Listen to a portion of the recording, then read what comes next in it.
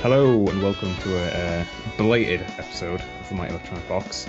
I believe I haven't recorded for like 2 weeks. It might be nearer 3 at this point, I think. Yeah. Yeah. Jobs are rough. Yeah, you guys suck. Yeah. I'm ready all the time. I'm ready for raring to go. Forward to. Yeah, working overtime on the weekends is not. Oh, I was working yesterday. I fucking hate working on the weekend. Oh. It just feels so wrong. It's like, Yeah. I mean, how do you get to work? Like, do you travel or do you just? I get the bus, but Oh yeah, I get a bus too, and it's like it's so weird on a Saturday because like there's just no one around in the morning. Everybody is still in bed. It feels so wrong to work on a Saturday. Yeah. I was working today, and working Sunday even worse. Sundays suck anyway. Yeah, Sundays are pretty bad, so having to work on them is bad. So this is probably going to go up. Well, Joe says it's going up tomorrow, which would be. So it'll probably be 10th? like next month sometime. Yeah. So yeah, I guess if you're listening to this, you already know what day it came up. So whatever. We are going to kick it off with some games that we've been playing. I assume because we haven't recorded one in ages that everyone will have played a million games. Not quite a million. I've played a couple. So, Brad? Oh god.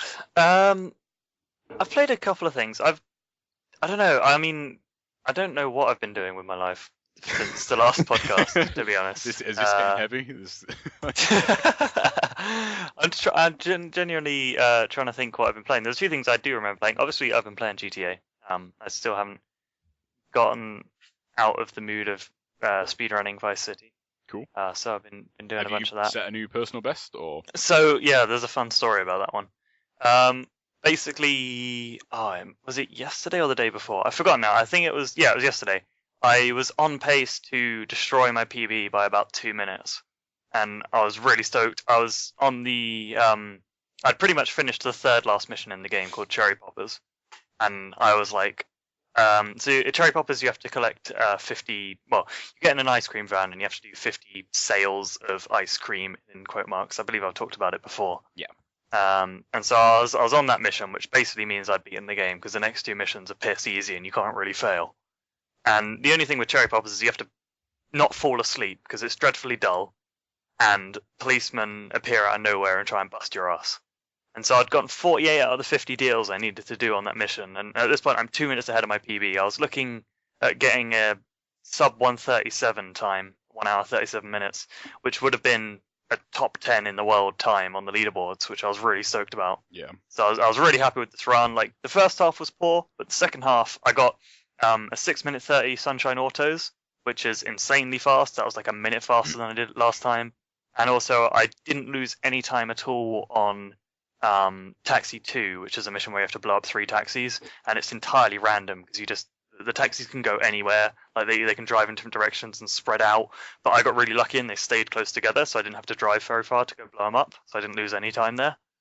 So yeah, I'm looking at this really good time. I've got 2 deals left to do, so I'm driving off to the next mission, and I was like, I'll get the 2 deals on the way. I stopped to get the last 2 deals, got these 2 people running over to my car. I look around for policemen. I look left, no policeman.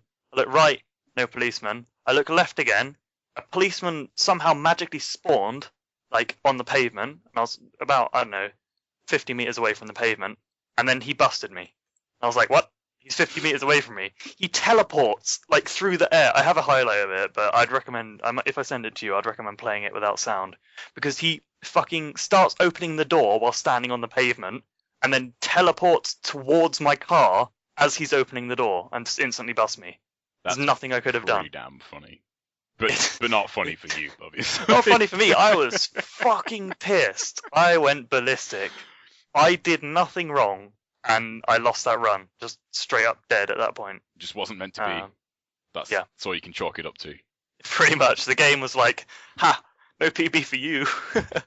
So the long and short of that is I haven't set a PB in about 2 months now. So. Well, a month and a half, I think. So it's getting a bit long. Trying to grind that out, but maybe one day we'll get there. Keep trying. I'm not giving up on it yet, that's for sure. What else did I play? I played half an hour of Train Simulator 2014. You madman. Party animal. There's not much to talk about Train Simulator 2014. The one thing I did do, though, was I managed to completely break the game. So whilst you're driving along, I found a menu option where you can detach carriages. And yeah, so I'm doing like 100, no, it must have been like 150 miles an hour in this train. It's a passenger train. I just start detaching passenger carriages from the back of the train, and they just sort of roll away slowly, like as you speed off, leaving them behind. It looks really funny. But then I was like, oh, I want to watch them and see how far they go. So I put the camera following the back of the train, and I detached a carriage, and the carriage started like rolling away. And then the game just like got a memory access violation and just hard crashed. Because I guess it didn't want me to look at that carriage whilst it was flowing away. So yeah, Train Simulator is great. I can't remember why I bought it. Anyway, moving on. Other things I played include Guns of Icarus. You guys heard of Guns of Icarus? Legitimately never heard of that game. Oh wow, okay. So it's a multiplayer game. I haven't played online yet. I've only done like the tutorials so far. It's multiplayer only, and the basic concept is everyone is flying giant steampunk hot air balloons with guns on the side of them. And so you have like a team of 4 players flying one ship, and you have to kind of coordinate to keep the ship up in the air and destroy the other ships. So it's like there can be, I don't know how many ships you can have in a game, probably like somewhere between 5 and 8, I'd imagine. And so you would have like one guy piloting the ship, driving it, and shouting commands to everyone. Then you have repairmen that go around and repair stuff as it gets shot by the other pilots. And then you have gunners who mount their guns on the side of the ship and blah blah blah at the other ships. And it's got a really cool style, and it's definitely interesting. The way it's sort of set up, where you don't get to do everything. You kind of specialize in your one thing and kind of have to work really coherently as a team, which is hard online with people you don't know. Yeah. But it definitely seems interesting. I was gifted it by a friend, and he plays it quite a bit. So I'll look to play that some more in the future. Don't have too much reporting on it now, but if you haven't seen it before, I'd recommend at least watching a video to see what it's about, because it's kind of a cool concept, I think. And the only other thing I've really played is EVE Online. Ooh. Yeah. So, I mean, this is probably jumping a bit ahead to news, but did you guys see that giant, crazy battle that happened in EVE recently? No. Yeah. Well, I heard about it. I didn't actually. Did you read Patrick's article? Yeah, Patrick's article is really good on it. If you don't care about EVE and you just want to read about crazy shit happening in EVE, I recommend going to giantbomb.com and reading Patrick's article about that crazy battle. But that reminded me that I kind of liked EVE about 4 years ago when I played the trial. Yeah. And so I decided, I'm going to play some EVE. And then some kind fellow on giantbomb.com was offering free starter packs, which are like 30-day accounts. Basically, it's just 30 days of game time with some bonus items thrown in for cheap to get you started playing the game. And I was able to apply that to my years-old trial account and pick up with my crappy ship that I bought way back when. And that's kind of sent me down a rabbit hole of actually finding out what EVE is about. The first thing I realized was I forgot everything that I learned from the trial 2 weeks I played 4 years ago, surprisingly. Yeah. Except for how to, like, at a very basic level, move my ship about. Because have any of you ever even touched EVE Online at all? No. Yeah. I played the trial. Yeah. What did you think? It seemed really interesting, and I was kind of into it for the trial. And then you didn't go down on it afterwards. No. I think like I had I lost a ship or something. I'd like lost something I'd heavily invested in, and then it was just like, well, that's annoying. But yeah, I've always wanted to get back into it. It's just, yeah, I never have actually committed to doing it. The thing that's always put me off EVE is not that I've not enjoyed playing it. In fact, exactly the opposite. I quite enjoy not only the concept of it, I think it's a fantastic, likely interesting game, and playing it's fun enough. The thing that really puts me off of it is I like playing other games as well, and that's the kind of thing that's put me off ever playing an MMO. Is the kind of whole when I start paying for a subscription fee to something, anytime I'm not playing the thing I'm paying for, I just feel like I'm paying for something else right now. What am I doing? Yeah, I you should be feel playing obligated to play it. Yeah, and I don't want to have to play totally. one thing all the I time. mean, I think like it might take a while to get this point, but there is a point where you are like paying for Eve by playing it. Like, yeah, you can do that. But but I think that takes some commitment. Yeah, that takes like I think to earn enough money to do that, you'd be like playing it constantly. Yeah, At which point that then also it gets rid of the monetary part of it, but it also means I can't play anything else because I'm absorbed in this crazy space political simulator. Some sort of amazing power broker where you can just play it by telling other people to do stuff for you. Like, yeah, exactly. That'd be pretty dope. But I don't see that happening anytime soon. No.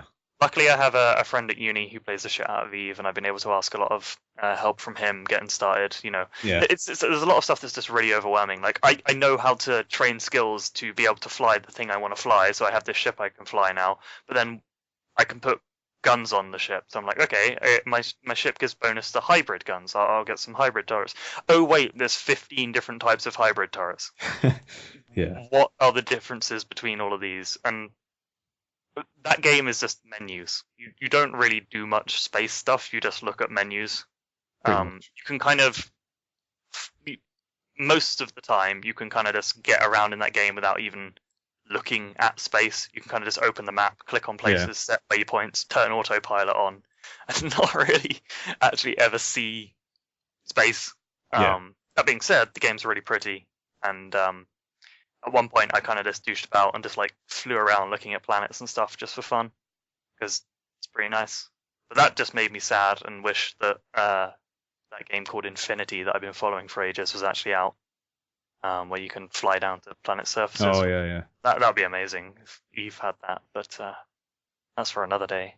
So yeah, sticking around with Eve, going back to I redid like all the tutorials. Unfortunately, because of the time I played in the trial, you know how once you get past the tutorial, it makes you do some agent missions where you get like military ones. Yeah.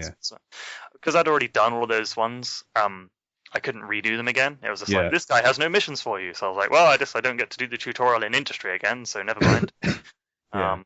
And rather amusingly, because I had left one of them for 4 years, it was like the guy was just like, you took too long, fuck you. And I was like, well, yeah, I guess I did. I think 4 years is kind of asking a lot for him to wait that long for me to do this mission. So fair enough to him. But I'll keep playing around with it for this month. I've joined a corporation. I've joined the Giant Bomb Corporation, Kiteco. Yeah, so gonna try and get in with those guys, find out a bit more about what Eve's about, and see if it's actually for me. I think joining a corp seems to be the way to go for beginners. Just all the benefits. Like, yeah, I can't imagine like going out there on your own and just I'm gonna be really good at Eve. Like, I don't think happening. Absolutely no chance. No, not at all. Unless you're extremely dedicated, like I just can't. Like the benefits you seem to get from being in a corp are just ridiculous, really. Yeah, absolutely. Yeah, that game is really, really interesting. I would love to just have an excuse to dedicate loads of time to it and just. Yeah, definitely. I'm envious of people who are way into an MMO because I don't think I will ever be way into an MMO. Yeah. I don't know if I'm envious. I don't know. I don't know about that. Like the definition of that. Yeah, but if you're way into getting something out of it, that's true. Yeah. We will never get. You know what I mean? Yeah. Yeah, but I mean, for that, you have to be into that to begin with. You know, like if you're not super into that stuff, then. Well, I'm interested. I just don't have the time nor will to, shut myself off from everything else. Make the time, Brad. Oh god, quit uni and make full the time. I think you're not dedicated enough. That's what this is. I think it is possible to still have at least a semblance of a normal life while playing Eve, because there's that vile rat guy who he was like an American diplomat. I think he was killed in Benghazi a couple of years ago or something. But he was like, and he recruited people to be like actual diplomats, or he like referred people for jobs and stuff. Oh yeah, he was like, "You're really good at this. You should become a diplomat in real life. Here, I'll give you a reference." Which is insane. But like the fact that he could, have such like an important government position while also being crazy into Eve is awesome. That's true. Yeah, like that. Yeah, that game is crazy. Man. Yeah, I understand like the envy, I guess. I wish I was like deep into Eve because it just seems insane, but I wouldn't like never play any other game again probably because I'd just have no time. Absolutely, that's kind of how I feel. But there wasn't one of the guys, like I can't remember who it was in that story that Patrick put up, was like he was at work while it was all happening, and he was sending orders from his laptop and like showing his boss what he was doing. Yeah, showing his boss. What a neat job to have where your boss doesn't mind. That's crazy. One thing I don't understand is like, are people making like actual real income from that game, or is it all just no. ISK? Yeah. Yeah, you can put money in, you can't take money out. Yeah. So you can't actually. Or at least you can't do it. Oh yeah, you could sell your account. You could do some grey market shady stuff. shit. Yeah, that's true. Yeah, I imagine there actually are probably quite a few people doing some grey market shit with that game. Some people in some dodgy Eastern European countries are just selling drugs in ISK. Yeah. That's probably the thing, right? Probably, yeah. So was that it for this week? Yeah, that's pretty much all I've sticked around with so far. So yeah, cool. Joe? Yeah. Anything? Nothing? Yeah, something? I've played a few things. I picked up the Vita version of Ninja Gaiden Sigma. Ooh. And I was pretty hesitant to get that because I heard the frame rate was total shit. And like in that game, that would be a deal breaker. Yeah. But it turns out that's totally not true. The frame rate is lowered. It runs at 30 instead of 60, which is very noticeable, especially if you've played that game as much as I have. Yeah.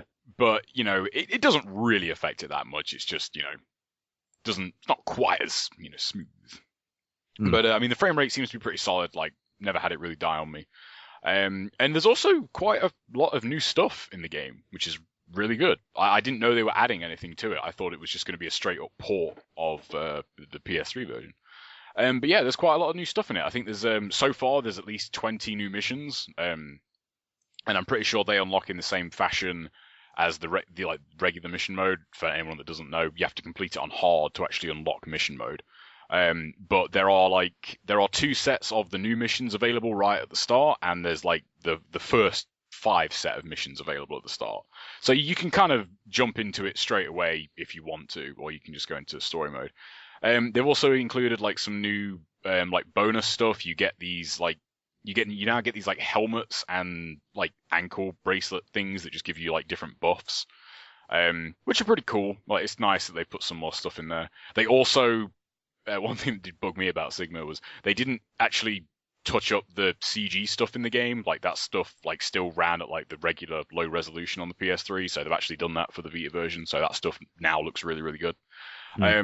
And yeah, everything else about it, it's really, really rock solid. It's pretty mind-blowing to have a game like that on a handheld and play, for the most part, like identical to its console counterpart. Like, yeah, the drop in frame rate is really the only thing you can level against it. And you know, and if you've never played any of the other versions, you won't even notice that to begin with. So yeah, it's pretty damn awesome to have it on the Vita. I've been playing that quite a bit, and that was the first time I played my Vita like in one stretch enough to like it just died. Like it was like battery low, I got to turn off now. So okay, thanks for the warning. So I had to charge it up again and play it. But yeah, I mean, if you like Ninja Gaiden, or if you want an action game on the Vita, but you don't want like a gimped shitty handheld version, then look no further because it blows me away that game is on the Vita, like in the form that it's in. It's pretty unbelievable. I mean, there is a Ninja Gaiden on the DS, but like it is completely different. It's a completely different kind of game. This is, for the most part, the console experience of that game on a handheld, and it's pretty damn fucking awesome. Even though I've played like a fair amount of Sigma and an ungodly amount of the Black in the original, I'll probably be playing this, for quite a bit. It's pretty damn awesome to just have it on the move and play it whenever I want. Other than that, I played a fair few Android games. I got myself a smartphone this past couple of weeks. Smartphone? Yeah. I joined the dark side and I got one. And what have I been playing? I've played a bunch of stuff, but like not much of it's really worth talking about. Played a pretty decent Geometry Wars ripoff, Ray Wars. It's quite good. It's obviously annoying to not have the sticks because you have to play it with the shitty touchscreen sticks. But it seems kind of aware of that to a certain point. Like it's not as crazy as Geometry Wars. Like it knows that these the controls aren't as responsive as you need them to be to have like that level of craziness and actually be able to manage it. So that's cool. That's a good little game. Much like Brad, I played some Flappy Bird. Apparently that's a big thing, which I think is kind of ridiculous. Yeah, I think the game is quite fun, but it is what it is. Like it's one of those games you'll just download it, probably play it for like a day or so, and be like, yeah, this game's kind of cool. Like a game you can just kill time in like quite easily. But I'm interested to hear like the side of people flipping out over it though. I think that's pretty damn hilarious. If there's any sort of story to that. But yeah, that's kind of fun. What else did I play? There was something else, but I really can't remember what it was. And it wasn't bad. I can't remember. So it probably wasn't that good. Thinking about it. Come back if you remember it. Yeah, we'll come back to it. I think other than that was it. I did try and play a bit more Remember Me, but I just couldn't get into it. Couldn't remember it. Yeah. I couldn't remember that either, no. But no, I just couldn't get into that, which is... It bugs me, because I really like the premise of that game is quite interesting. It's just... I just don't think it... It's good. Mechanically, it's just like I see what you're trying to do here, but your game's just not that fun to play. I'm sorry. It sucks because it does have some cool ideas. But yeah, just unfortunately, it's just not that good. But what can you do? But yeah, that does it for me. This past couple of weeks, I've mainly been focusing on Injustice for the most part. Final rounds in a month. I can't fucking believe how quickly that's coming around. So yeah, I've been playing mainly a lot of that between the Vita and PS3. So that does it for me. After hopefully after Evo, I'll be able to start playing like other games. Yeah, that'll be nice. Let's see. I played a bunch more Spelunky on the Vita. I was thinking about getting that because I want to play that. Yeah, that's a very good version of that game, especially with the daily challenge stuff in there. Like if you've got people on leaderboards to compete against, that stuff's super fun. I'm just trying to do sort of the stuff that I never got to do on the 360 version, and I'm just completely failing at doing any of that stuff. So that's great. I also played on the Vita some Ollie Ollie, or actually quite a bit of Ollie Ollie. Is that good? What is that? Yeah, that game's actually really cool. It's like a side-scrolling skateboarding game. Oh, that sounds interesting. Where you're given like a set level that's probably about 2 minutes long at max, and you've just got to get like the highest score possible. Yeah. It's got a pretty interesting control scheme where like you have to like press a button to land or start a grind, and like the more precise your timing, the better score you get. Oh, cool. Is that on Vita, or? Yeah. So it's not just do a jump and then just wail on the trick stick, whatever, and then stop just before you land. It's like you actually have to think about what you're doing. And yeah, that game's really cool. It's got How much is that? I think it's like £8 or something. I'll check that out. It's got some cool music. I think we should have like a Vita appreciation segment. Yeah, Because that console's pretty damn good. That console's pretty good. I bought Hotline Miami for like £2. I got Hotline Miami on Vita. That's a fucking great game. Like that's a perfect game to have on a handheld though. Yeah, totally. It's really cool to have it. I still haven't got into it yet, but I will at some point. You played it on PC, didn't you? Yeah. I finished it on PC. I just thought I may as well run it on the Vita because that game's amazing. Yeah, have you got PlayStation Plus at all? Yeah. All right, I was looking at. I was considering getting that because of like the bonuses it'd get for the Vita stuff, but yeah, the discounts you get on like the sale stuff as well is pretty good. Like you know the games that you get. Yeah. You know if like some games are free like monthly, isn't it? Yeah. Correct me if I'm wrong. If you stop subscribing to PlayStation Plus, you lose those games, don't you? Not if they're downloaded. I don't think. Oh, that's because I downloaded Remember Me on the PS3 and then my PlayStation Plus lapsed for like a month or something because there was just nothing there to get. Yeah. So I was just like, I can't really, I'm not gonna get it again. And I could still play Remember Me. I think I probably still. Well, I've got PlayStation Plus again now, so I would be able to play it anyway. But yeah, I think as long as it's downloaded, like it's fine. But I mean, yeah, if you delete it, then you would need to. Yeah, if you delete it and then like it's no longer the free game and you're no longer on PlayStation Plus, then yeah, it would probably not. But I think you can even like not even download it, just have it in your download list, and then it'll work. But I think those games get added to your download list anyway. I think that does sound pretty cool. Yeah, it's pretty much the same price as XBL, isn't it? Like, yeah, it's just about the same. But obviously, I think that the benefits are slightly better. Like obviously Microsoft have started doing the free game stuff, but their stuff. Oh, have they? Yeah, it's like they do 2 games a month now, but it's never anything that you're like, oh, I need to get. Yeah, the games that they give you on PlayStation Plus are games that you would actually want to play. Yeah, like when they're releasing stuff that's like came out like 6 months ago for free, like that's like amazing. Like I think I've got DMC. The new Devil May Cry on PS3. I just haven't played it yet. Wow, was that a free game? Yeah. Jesus. That's so. You should play that. It's pretty good. Yeah, I totally. Although you should play the PC version. Yeah, well, yeah, I am in the process of buying all the stuff for a PC. You should definitely try it on PC. That is amazing on PC. Yeah, at some point in like the next month or so, I'll have a PC. Let's see. I played some of the Castle Doctrine. I don't know how to pronounce that word. Doctrine. Doctrine. That sounds about right. That is that's a strange. It's like a massively multiplayer. Well, maybe that's not the way to put it. So basically, if you haven't heard of this game. You like are a dude, a father of 2 kids, and you've got a wife, and you have to protect your safe from evil people, by like building traps in your house. Wait, what's that game called again? Castle Doctrine. Because they talked about it on the Bombcast, and I missed the name of it, and I was just like, oh shit, I really want to check that out. It sounds awesome. Yeah. There's a quick look of it, I think.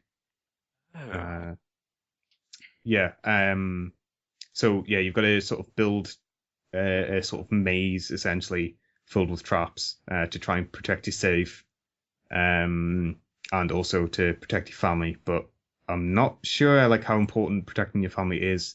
Like I only played like a couple of hours of it, so I don't expect like me to know all the in-depth mechanics of this game.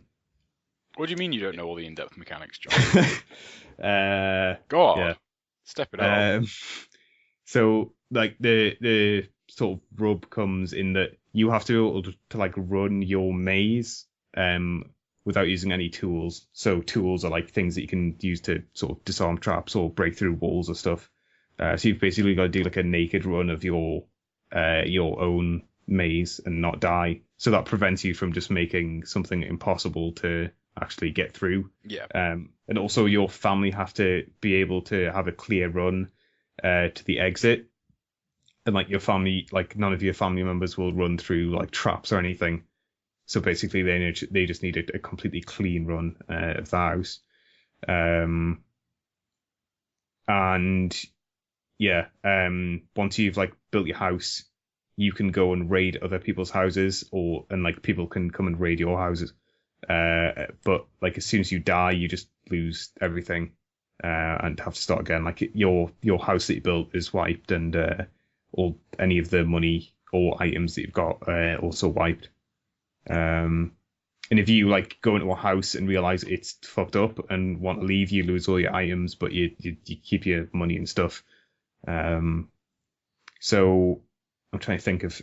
I didn't play that much. Like I built a house like just as a sort of test, and then like went to play other people's houses because I think you could take like a lot of time just to build like an insane house, and I just don't have the time to do that.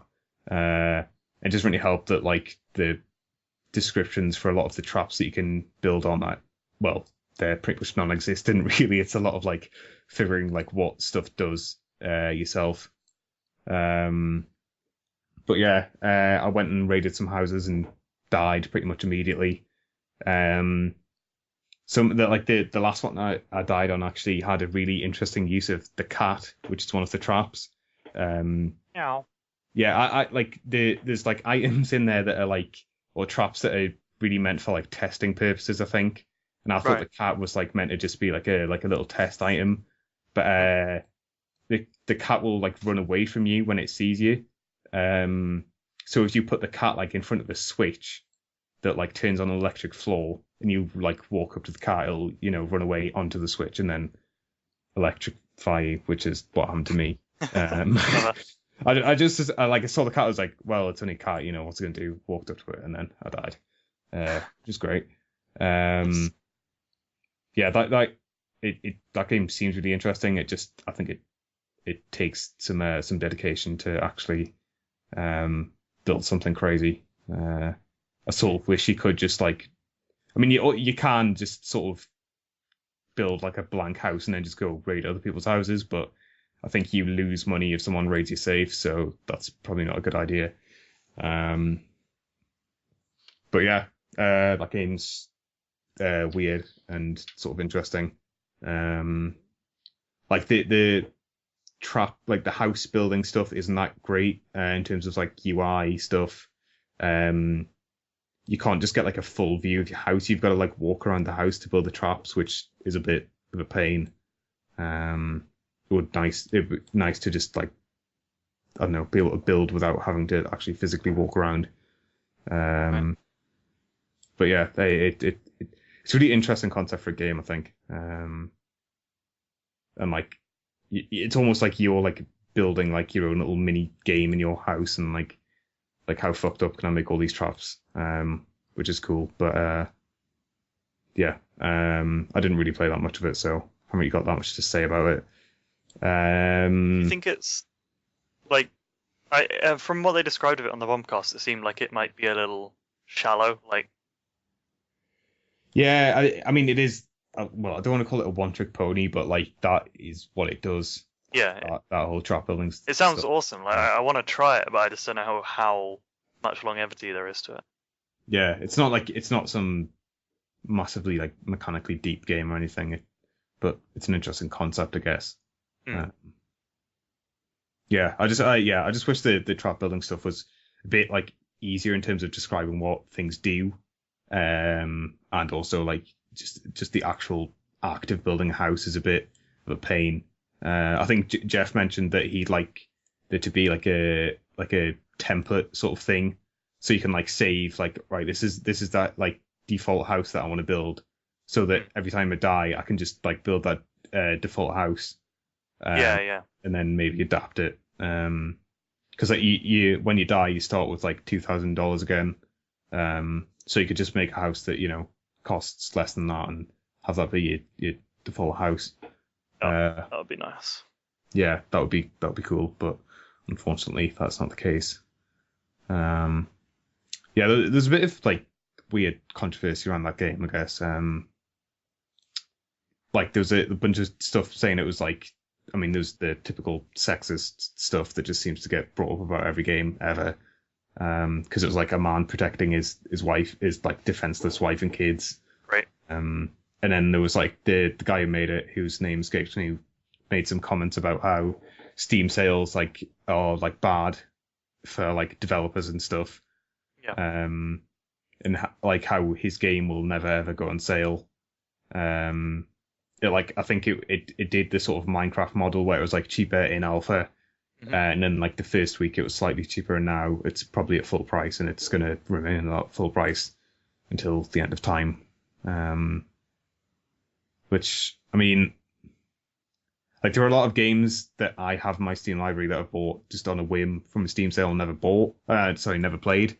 But yeah, those are probably games that I wouldn't have bought anyway. So, like, is it better that, you know, they're like in my library so that if I do like somehow find the time and like all the will to randomly play one of these games, like, you know, it's there at least. Like, if every game just remained at like full price, I think that's one of the great things about Steam, though. You do have that when there's a sale. Yeah. You know.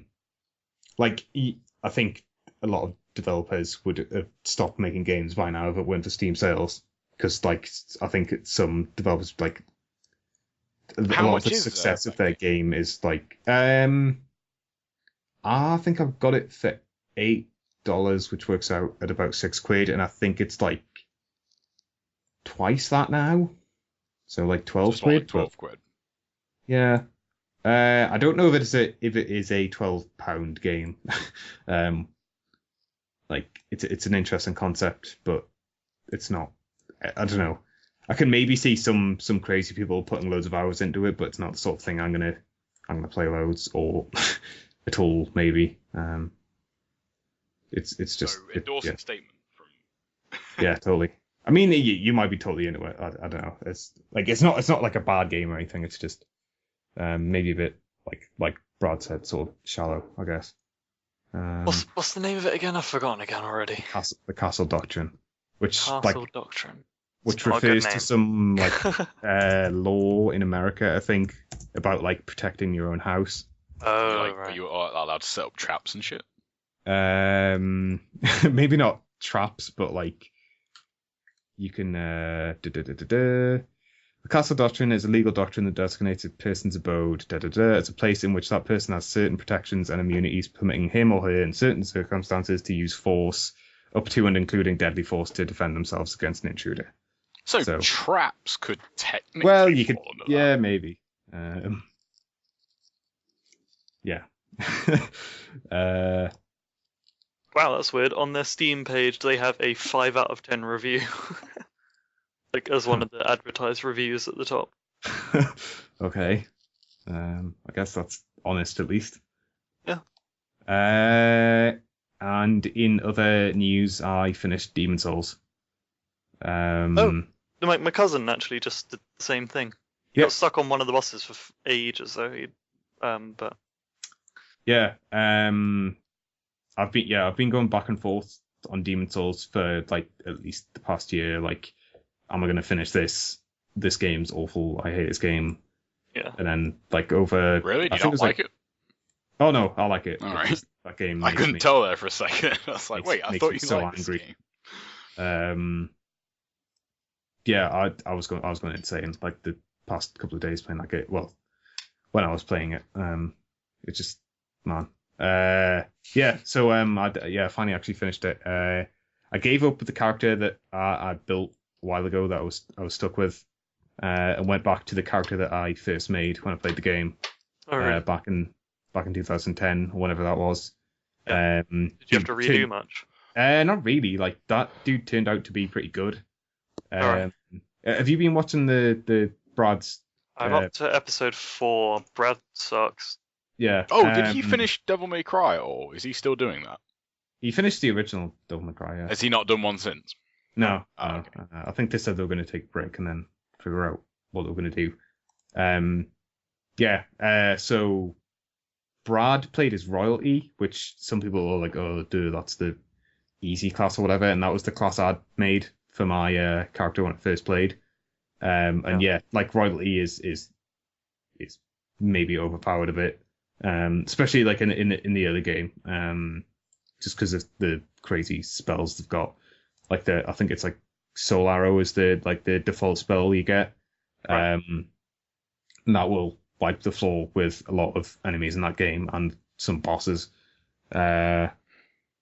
Game gets a little tougher towards the end. Like one of the very last bosses, like the equipment I had was probably not up to snuff, and like I didn't have enough mana to just like magic my way through the encounter, so I did have to resort to actual melee. But yeah, that game is manageable, in the same way that Dark Souls is. Like the two bosses that I was stuck on with my other character like took maybe like 2 tries each or something. It was insane, like how long I'd been stuck on those with that other character, and then just going in with a slightly different approach and using a lot of magic just made those. I wouldn't say trivial, like it was still edge of the seat. Like if this guy hits me, I'm pretty much dead.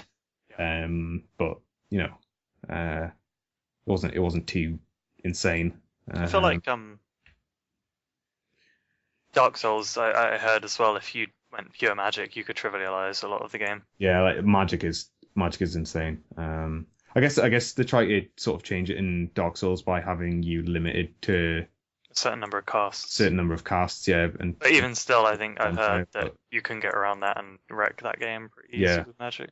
Yeah, like having mana that can be refilled using consumables makes that game sort of crazy. But yeah, I got the weapon that Brad got, that Crescent Falcon, however you pronounce it, Yeah. which is because that is like one of the few weapons that scales with magic, and that like being a heavy magic user, that's pretty awesome, and totally made that game a lot easier than it probably should have been. But yeah, so now I'm completely ready for Dark Souls 2, I guess. You guys ready for some breaking news? I think. Oh, Ooh, I will break it. I'll check. Just let me check. I need to check if it's actually breaking. Because wouldn't it need to be posted like while we're recording for it to be breaking news? Technically speaking. technically, yeah. Okay, well, it's not technically breaking news. It was posted yesterday. Let me have a look. Okay. Apparently, Flappy Bird is going to be taken off like the store. Oh, that's Yeah. the controversy I was talking about. Oh right, okay. Wow, it was making more than 50 grand a day apparently in ad revenue. Yep. And this is unsubstantiated, but apparently someone killed their brother because they beat his high score. What? What? Yeah, that's What the? there's no link to a story. That is just a post. So that's unconfirmed. That is Why? Why did you have to share that with me? Sorry. I don't. Why do you hate the game so much? It's not that bad. I hate it even more now. It's not that bad. All right. Anyway, I had yeah. some- So apparently that's being taken. You know the whole him taking it down thing. Yeah. There's a thread on Giant Bomb about that with like I think it's about 100 posts of people Wow. talking about it, and everyone's like, oh, it's because of where he comes from. Like he not used to like the sudden fame. Like it's not what he wanted. And like all of that stuff. My opinion on it is he's a marketing genius, and by Everyone's saying got he's to download by that saying game. he's gonna pull it, everyone's first of all he's got like hundreds of bonus news stories to get Yeah. more people downloading it. Everyone's going to want to download it before this arbitrary date where he said he's going to take it down. Like he said he's going to take it down in like 2 weeks' time. If you're going to take it down, just do it now. Don't do it in 2 weeks' I thought time. he said I thought it was going down at the end of the day. No, he said it will go down on the 22nd, I believe, is when he said. Oh, I thought he said within 22 hours. Oh, maybe it was, but it's still up now. Oh. So regardless, he I think that's a Yeah. clever ploy to get more hits. Well, But that's just my cynical view on it. Either way, it's not a you good game. haven't played it, have you, John? No. You should play it just to it's nothing special. It's mind blowing that this is a thing. Like, Well, is it though? Because yeah, it's a fucking. It's I mean, oh people get attached to like Candy Crush being some insane thing. Like that game is like a bad. Well, it's not guess, bad, but I I guess. mean, It's this just is an average puzzle game. But I think, I don't know. I don't know how like phone games turn into these phenomenons. That would be a really interesting thing to have like a full on like essay written about. Yeah, but I mean, If you want to talk about average games, we can talk about Flappy Bird. yeah, there's nothing to it. It's like with Angry Birds is the only example I can really think of. But with that game, I can understand it because there's a lot of content to that game. Like there's a crap ton of levels. Like Yeah. There's at least a bit of, I don't want to say depth, but there is some substance to that game, shall we say? Flappy Bird is not. That's why I don't understand like having like I think it's fun, but I can't really understand like having strong feelings about it because it's essentially a game where you jump over things over and over and over again. There is nothing more to it than that, and it's very easy. I don't understand. I really don't get it. Like, you know. I mean, there was the copyright sort of controversy, I guess, regarding the Mario pipes, which is wow, really? I always thought was a bit weird. I think that was like people's like way of lashing out at the game itself without actually lashing out at it, like coming up with this whole copyright stuff. Like that doesn't really seem like a legitimate way to wail on that game. Like if you don't like the game, that's fair enough, and like there are probably things that can be said about that game, like it's not a great game, but yeah, I don't even know if you could. I think people just get angry at at something that's popular. Yeah, that's what's happening. Like people got angry at Angry Birds. Yeah. People got angry at Crandicuss Saga. Like it's just a phone game that like there's not enough game to get angry at. Yeah, I don't know. I think it's that whole thing of like people like thinking that because these games are getting made, like their games that they like won't get made. And it's like just because phone games are popular, that doesn't stop like I mean, didn't Brad, didn't you say real games being made? Like, yeah, I see your point. But Brad, didn't you say the guy who made it in like a couple of hours or something? He said about 3 days. Oh, okay. Well, 2 to 3 days. Oh, okay. Yeah. Which might as well be a couple of hours in programming time. Yeah, it's not. I don't know. This shit. This sort of stuff is one of those things that it never fails to amaze me. The things that people will flip out about. It's. I think some people are angry over that game because they've played it and are like really into the whole high score stuff and like, oh, the fuck this game's bullshit. But then like, that being said, I would be very interested to know what the best score is, just to satisfy. Yeah, I mean, I think there's a bunch of like. I would be very interested to know. I need to find this. There's actually a really funny review of Flappy Bird. I think it was the Huffington Post, but I could be wrong. But I know, like the only reason I knew about it is because someone at work had it and was like, "Oh, this game's kind of." Oh yeah, it's that's like that's sort of the way I heard it. Yeah, that's people. And I tried it and was like, oh, "This is kind of fun." Played it a little bit. But like the people I know, like they can't get past 10 on it, and which I think is ridiculous. It's like how can you not? Like how can you not understand the game to not make it like further than that? You know what I mean? Unless they just can't be bothered, but. The people that can't make it far are bothered. That's the thing that, it confuses me about it. You know what I mean? Yeah. Yeah, this is the first 2 sentences from this Huffington Post.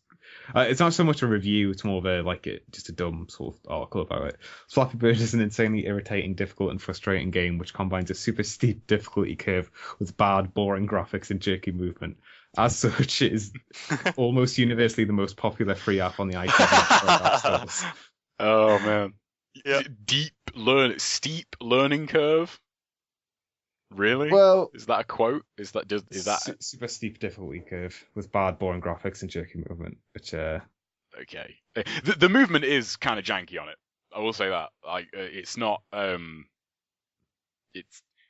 I don't know if it even qualifies as a frame rate, but like it does drop in certain points, and you just like hit things. You're like, what? I pressed the screen, but nothing happened. Like, but flipping out over it is fucking. Yeah. Insane. I mean, the article's it's obviously taking the piss of it.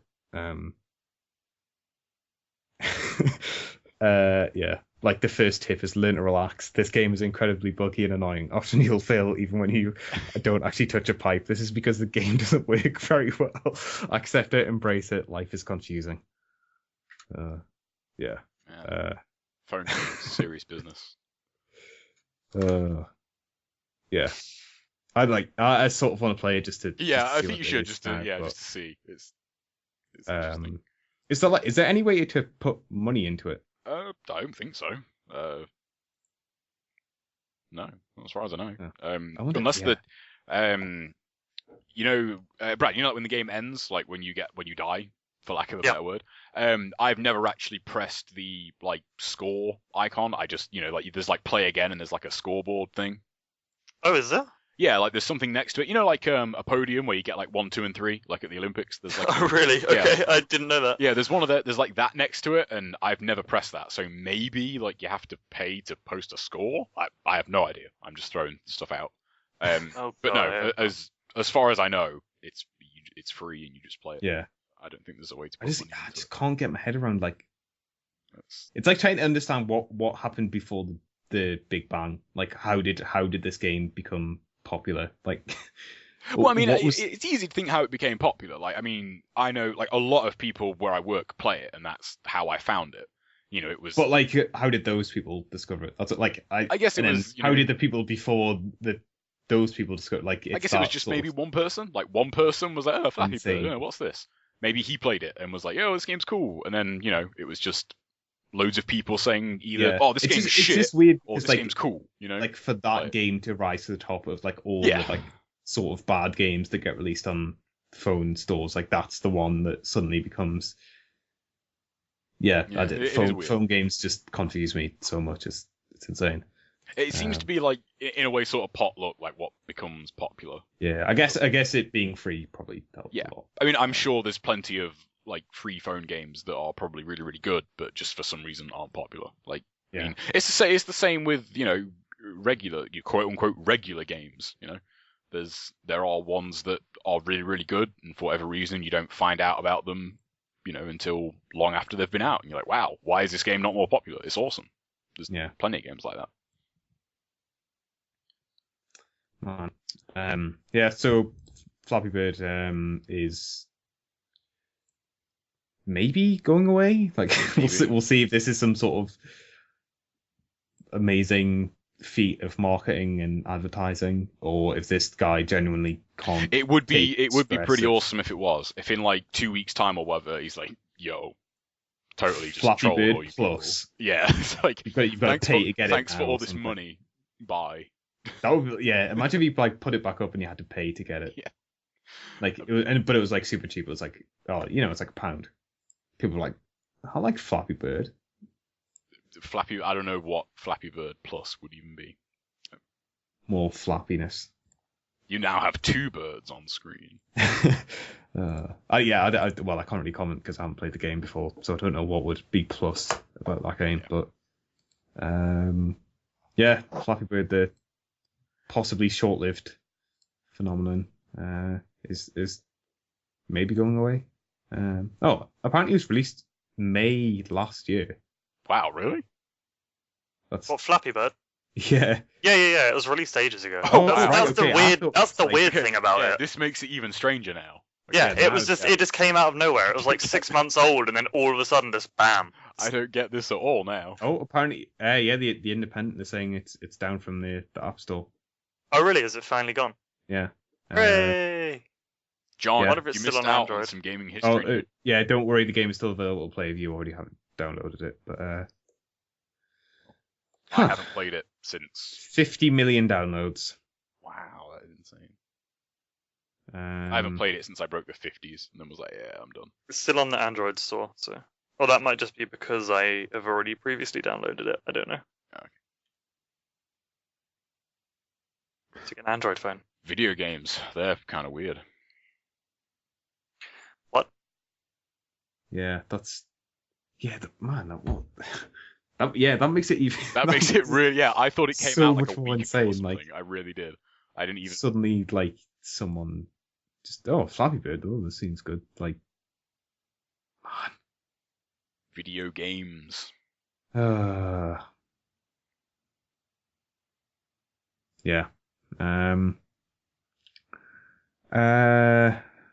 Other news. Let's see. Amazon have acquired a game developer. What? Yes, Wait, they've what? acquired Double Helix, the guys who made the Oh Killer yeah, Instinct Killer remake. Instinct for Xbox One. They also apparently made some crappy games before that, but by all accounts, Killer Instinct seems to be quite well received. Yeah, it's doing pretty well. I mean, it's an interesting like fighting game release in a way, because obviously it's like online only, or sort of, and also platform exclusive. So like fighting game scene wise, it's not huge. But I mean, yeah, like people, it seems cool from what I've seen. I'd really like to play it, but I don't want to pay whatever an Xbox One costs to play it. So if they ever have it, I think they might eventually get it. I know that hopefully I'll be able to play it in March, because it'll be at I'm assuming it'll be at final round in some instance. So I might try it there, just test it out. But yeah, paying like 400 quid to play it, no thanks. Like if it was like Mortal Kombat 10, then yeah, I might do that, but not for Killer Instinct.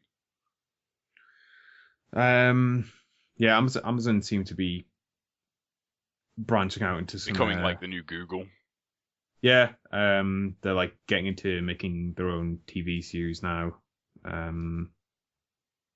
Like they're producing like a bunch of like pilots, and then having people like vote on the ones that they like best. I think that stuff's pretty interesting though, because it's totally like when something gets that big, it's like they can do it. Like I mean, like how many people go to Amazon every day? Like they don't really need like their front page is a newspaper almost in a way. Yeah. In the same way like kind of Steam is for games, like how big Steam is. It's pretty interesting. Yeah, and like Amazon, like I mean, I'm not, obviously my experience is limited to just what I've seen from Amazon, but like in general they seem like a pretty decent company in terms of like they haven't done it like I can't think of anything off the top of my head where people are like, oh fuck Amazon, they did this to me. Yeah, I agree. I can't remember anything like that. I mean, the Kindle stuff seems to be like really awesome. Yeah, I've heard like everyone I know has a Kindle. It's like, yeah, this thing's pretty cool. Yeah, all their MP3 stuff, like their version of iTunes is awesome. It is awesome actually. Yeah, I do use that. It is pretty damn good. Yeah. So yeah, I don't use iTunes, so I can't make the comparison. But yeah, it's cool to see them expanding into some weird areas, like game publishing, I guess. Like I assume that's what they're going to be doing with Double Helix, but expanding into games has been rumored for quite a while. But this is the first actual news about it. But yeah, like I think I'm probably slightly more excited about the TV stuff almost, because like proper like on-demand TV where you just pay for the series that you want is just a way better option than like, hey, pay for this package and like 99.9% of the stuff you get is complete bullshit that you'll never watch. Like I'd much rather pay like a specific fee for the stuff that I want to watch. I'm not a big fan of like streaming TV and shit though. I still like if there's something that's interesting, like I just sort of buy the box set and then that's it. Yeah. Like, I did that with Arrow. Like I got into Arrow like the past couple of weeks, and for that one, like the first season was like super cheap on Blu-ray. I think it was like 13 quid. And that's like a full 24 episode season. Like that is insanely cheap for a Blu-ray. I thought, I'll try that, and turns out that show is pretty good. So. Like, I'm not a fan of like watching TV on the move. You know what I mean? Like, I prefer to just sit down and watch TV if I'm gonna watch something. That's how I like to watch stuff. Yeah. I mean, yeah. Like, I just think like the old practice of like, hey, you got to sit down at a specific time and turn on your TV to watch a program is really dumb. Yeah, and I think that's pretty much done for the most part. I mean, like I very rarely, if ever, like sit down to watch a TV program at a specific time. Me just neither. because I haven't had TV for 10 years now. Almost. That's crazy. I like the aerial to like get TV. I have not plugged that into my TV since I was 16. Man, that's yeah. I mean, it doesn't help that 99.9% of TV is total shit. I mean, No, that's true. let's call a spade a spade. Like, most of what is on TV is dire, for the most part. I mean, yeah. Yeah. So if we'll get back on actual game stuff, yeah. The Quiet Double Helix, Microsoft have said like they're going to try and line someone up for the continued development of Killer yeah, I Instinct. was curious what that would mean for Killer Instinct. So I think Spinal new characters fairly recently just come out. Yeah. So I don't know if there's any more characters or stuff for that game. Yeah, I wonder what they're going to actually do with that stuff. Yeah, and there's rumors going around about Amazon wanting to do like an Android-based console, like the Ouya or something, which maybe doesn't seem like the best use of Double Helix's talents, but yeah, like do we really need a console for Android games? Like, there's nothing on there I can think of. Yeah, it's like there's nothing on there really that I can think of that's like, oh shit, I need to play that on a console. I'd like to play Ray Wars with joysticks. Yeah, but it's like there's not enough stuff, I guess.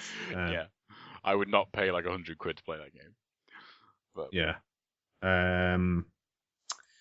yeah. So that happened. I suppose like that's maybe like establishing stuff for the future, like because like Android games, phone games, whatever you want to call them, they're only going to get more and more capable. So yeah, yeah. Like we mentioned a bit when Brad was talking about Eve, this whole Eve Online battle, which is by all accounts the biggest battle that's ever occurred in Eve. That shit cray, yo. That shit is very cray, man. Yo. I guess we're not going to go into the specifics of the battle because one, it's completely insane and like would take like hours to just recount and would get everything wrong probably. And two, there was Patrick Klepek's article on Giant Bomb is the best way probably to learn about that stuff. Like it's really well written. It's got quotes from like the people on like either side and in the middle of that battle. And in the middle. Yeah. Yeah, that it's just insane. So I guess a basic summary is that some dude forgot to pay a bill on like what was it on like a space station or something? Yeah, basically you can own regions of space. It's called like sovereignty, and he forgot to pay the upkeep for the sovereignty for that bit of space. Which basically allowed it, like the rival faction to come in and sort of sit on it, not really like attack it, and then a massive battle occurred in which like it was like 75 Titans were lost. Oh no, yeah, which like is insane because like a Titan is like what does that mean for someone that's never played Eve? A Titan takes like a month and a half to build or something. That's for the biggest corporation, like the biggest corporation with the most resources and the most money. It'll take them more than a month to build on. Is that like a month in real life? Real time, yeah. And like I think it's like $1,500 each. Yeah, if you convert Eve money to real money, which isn't a thing you can do, but yeah, it's 1,500. Yeah, so like 75 of those were lost, and like I think the most that had ever been lost were like 10 in one battle or something. 15 was the most that had ever been lost in one battle before. And every time one is destroyed, they usually it's a news article every time one of those things dies because it's such a big event. And 75 died in one fight. So so it's like 6 weeks, and there's 70 of them. That's a lot of weeks. Yeah, that's a lot of shit. Yeah, so I think the battle ended up taking about 8 hours in real time because they slowed the time down to like 10% of actual time. I think it was 21 hours. Well, Patrick's article says over 21 hours. 21 hours, sorry. So yeah, because obviously there was so much stuff going on, that's one of CCP's way of dealing with just massive activity is like time dilation, so everything was running at like 10% speed. That's why it ended up taking forever.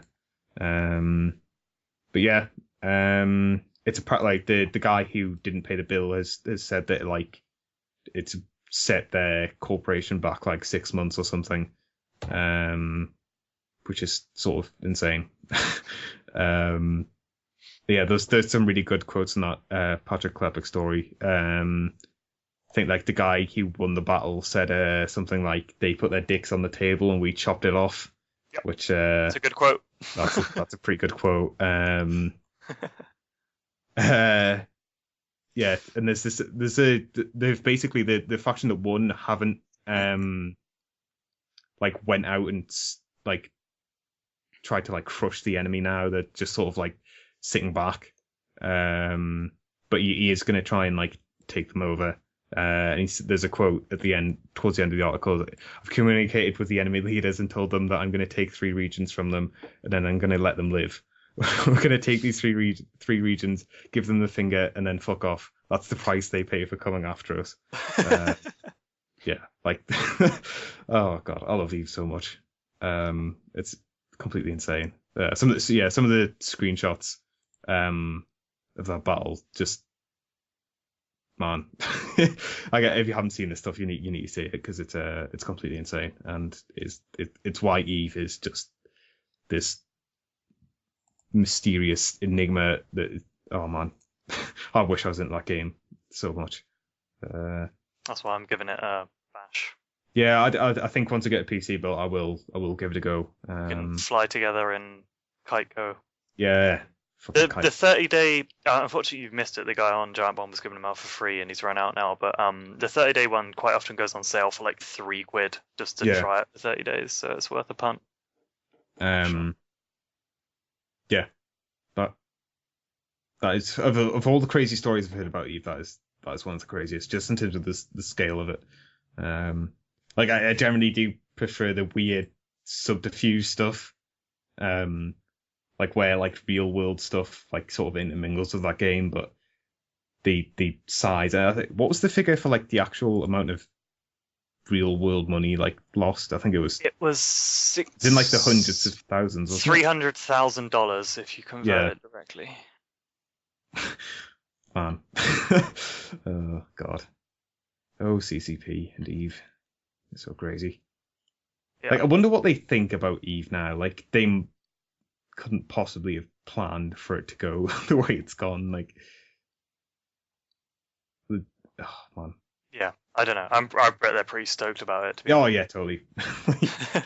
I think it just shows how crazy people can get, given like some interesting mechanics. Like give people the right tools, then and they will make something insane. Like I think it's what make like I'm not personally into Minecraft, but I think it's what makes Minecraft really interesting. Is like give people tools and like an interesting world and stuff, and they will do crazy shit with it. Basically, yeah, guaranteed. Eve is the ultimate bit of user generated content. True. Yeah. So Eve's blowing up. Alien Isolation. Now, I just put this on because I remembered seeing a trailer of this game in the past week or something, and thinking that it potentially looked quite interesting. So obviously Alien games have had a pretty spotty history. Yeah. Oh, so this is Alien as in aliens. Yeah, so there's like yeah. So you play as Ripley, really? And there's like one alien, and you like don't ever get a gun, I think, is what is being said about this game, which sounds really interesting and sort of I think what everyone who's into like Alien and Aliens wanted from an Alien game. Yeah. I'm really into Alien. I don't know that I ever wanted an Alien game. Like, to be honest. I fucking love Alien, like, and I don't know what you call it, but like, the mythos or whatever you want to call it around, that universe and that lore. But yeah, what makes that enjoyable for me is the fact that it's a film. It's not. Hmm. Like, I mean, what makes Aliens, the second film good? Yeah, you could make that into a decent game. But what made the first film good is, for me, really, like, it's the fact that it is a film. It's, Yeah. No survival horror game could do that. Hmm. Oh, sorry, you don't play as Ripley. You play as Ripley's daughter, but I guess you do, don't you? it would be harder to make a game where you was just copying from one of the movies. But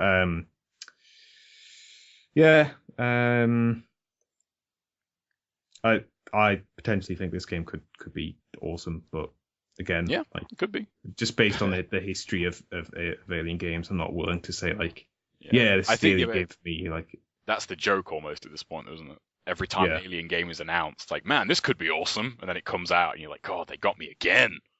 Like, this isn't awesome. So yeah, actually, Aliens versus Predator, I thought was okay. That wasn't terrible. Yeah, I mean, it wasn't great. It wasn't strictly an Alien game, I know, but like, it wasn't terrible. Like, I thought the Alien campaign in that was the best because it was just fun to like run around and stealth kill people as the alien. Yeah. And I can't remember much about the like human campaign in it, but yeah. Did you play that or Brad? No, I didn't. Did you play it, John? I think I played a bit of like the demo or something, or I played it at a friend's house. I played like a bit of it, but not much. Yeah. So it seemed perfectly acceptable. Yeah, it's not terrible. Like it's okay. Oh no, it wasn't like it wasn't it's, awful. like the three campaigns play quite different from each other. If you want to get like your Alien and Predator thing on, then you can probably do it in that game and enjoy it for the most part. But a game changer it is not. It's just pretty fun. Did any of you play the Predator game that came out on like PS2 and Xbox and that? What was it called? Concrete Jungle, I think. No. I had a friend who had that and he really liked it, but I never bought it. I never played that one. It was like I think it was like an open world action type game, really, that you played as a predator, set in a city. And I remember like seeing a review for it in some PlayStation magazine or something, and it not getting the best review. Yeah, it didn't seem that great. I think. Yeah, I don't know. Like I can't see a game where you play as like an alien or a predator being that great, just because they are so like. Maybe not an alien, but I think you could. I think there's a lot of potential for a good Predator game, but I think my biggest problem, and it was mostly my problem with the Predator campaign in Alien vs Predator, is that they try and like gamify it too much. It's like, no, the whole point of the Predator is that he's like incredibly broken and like a fucking badass. Like, don't give me a game where I'm super powerful and everything, but I die really fast. It's like, no, like nowhere in any of like those that monster character, whatever you want to call it, being portrayed, is it killed quickly. Like it's really fucking hard to kill one of those things. Like just like how Saints Row have done it since like 3. Like those games aren't hard at all. Like they just give you the tools. Like just go fucking nuts. Like just give me that, but give me a Predator to play as. Like give me all their shit. Like, give me all their weapons, all their cool shit, and just let me, like, murder people, like, for the fun of it. Like, I think that is, like, my personal problem with, like, those games when you play as a Predator. Same with an Alien. Like, in the Alien campaign, like, you died really, really fucking quick. It's like, again, it's like, that's not how these things work. Yeah, like, that's not what an alien is. These things are badass. These things make mincemeat out of human beings. That's the whole point. Like, that's what we want. Give the people what they want. Like, that's what I want out of my game. But yeah. So that's not really a news story so much as I just saw that game and thought it looked interesting. But whatever. Oh, I remember the trailer for it now. Yeah. Yeah, I remember. Was Colonial Marines was garbage, wasn't it? I never actually. Yeah, apparently that game was terrible. Was hot bullshit, but that was a first person shooter, wasn't it? Yep. Pretty standard Alien game fare, like. Yeah, that game I thought looked interesting, and apparently there's good stuff being talked about it before it came out, so I've got no idea what happened. Like that, there was a lot of controversy about that game in that there were like screenshots released and like were marketed as, or like said to be like, this is actual in-game footage, and like a lot of like games press said they saw stuff that was ostensibly being played that looked way better graphically than what actually ended up coming out. I remember that now that you mention it. And that was, yeah, like that seems like a dick move from Gearbox to like intentionally mislead press in terms of like whether the game was actually being played or not. Yeah, it's weird. Like Gearbox, like Borderlands and Borderlands 2 are really cool games, but that's like they have like a really weird like swing from like this game's really cool to this game is complete dog shit. Like they did like Duke Nukem Forever. Obviously that has a bit of history. Is it fair to lumber them with that though? I mean, they didn't do the bulk of development on totally. the game. But like there are still things. Who knows who fucking did? But yeah, I guess it probably wasn't. And then obviously Colonial Marines is Bible Cant's garbage. Did you play Duke Nukem Forever, Brad? I've never played a Duke Nukem game actually. Oh wow, really? Yeah. I That's think just something I've never got. Is Forever the one that took 12 years or whatever to come out? Yeah, it is. Okay, yeah, the shit one, yeah. There was Duke Nukem 3D, which is still great. That's still good. I think I've played like the first 2 levels of Duke Nukem Forever. I think that's about. Yeah, I mean it's a product of its time, but like it holds up like mechanically, like that's still a good shooter. But yeah, Forever was just fucking terrible. And the worst part about it was, personally anyway, like being a fan of that, like it was terrible, but like it wasn't terrible enough. It was just kind of a shit game. Like for how long that was in development, like that either had to be like the cure for cancer or it made your Xbox and TV explode when you put it in. And it wasn't. It was just a really shit game. Like it was so weird, like playing through that. I was like, I know this game is shit, but I'm disappointed that it's not worse because this game isn't shit enough for me to actually care about it. You know what I mean? It's really strange. Yeah, from what I played of it, it just seemed really bland. Yeah, it's just fucking terrible. Like how that game took. That is the story I'd love to know. I would love to know why that took 12 years. Duke Nukem Forever needs a book.